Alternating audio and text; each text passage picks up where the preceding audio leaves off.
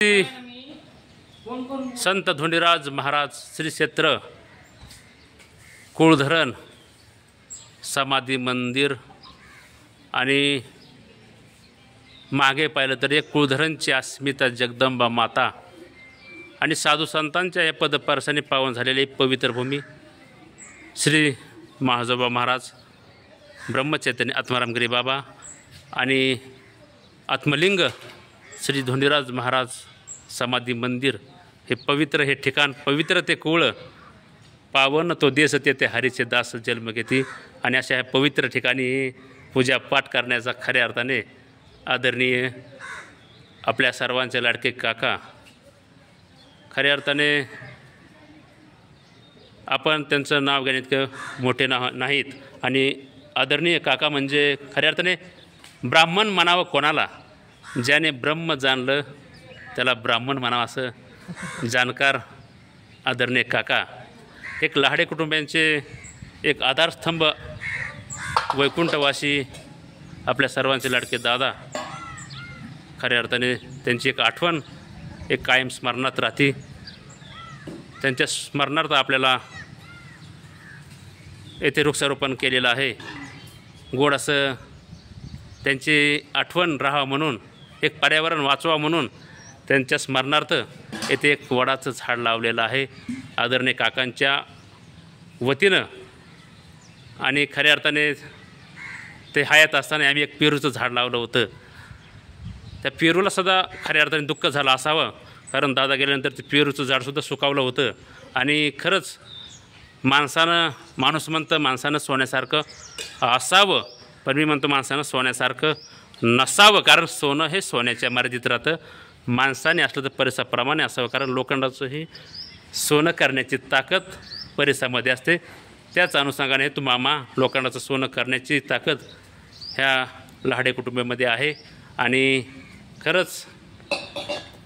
गोड असं व्यक्तिमत्व त्यांच्याच माध्यमातून आपल्याला ही सोशल मीडियाच्या माध्यमातून हा व्हिडिओ पाहायचा आहे आणि त्यांनीच हा सुरू करून दिलेला हा यूट्यूब चॅनल कारण एवढीसे रोपं लाविले द्वारी आणि त्याचा वेलो गेला गगनावरी त्यांनीच हे मला रोपटं लावून दिलं आणि त्याचा आज वेलो खऱ्या अर्थाने आज गगनावरती गेलेला आहे आणि त्यांच्याच कृपा आशीर्वादाने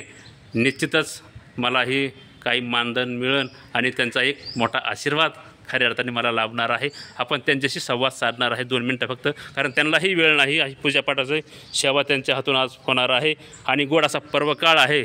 उद्या एकादशीचा पर्वकाळ कारण उजळले भाग्य आता अवघी चिंता वारली संत दर्शनी हा लाभ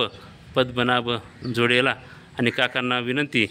फक्त 2 शब्दात आपलं मनोगत व्यक्त करायचं आहे आपल्या श्री संत धोंडीराज महाराजांविषयी आपल्याला थोडंसं 2 मिनटात आपली मनोगत व्यक्त करावे आपल्या रसाळवाणीतून त्यांची अशी गोड अशी सेवा कारण ते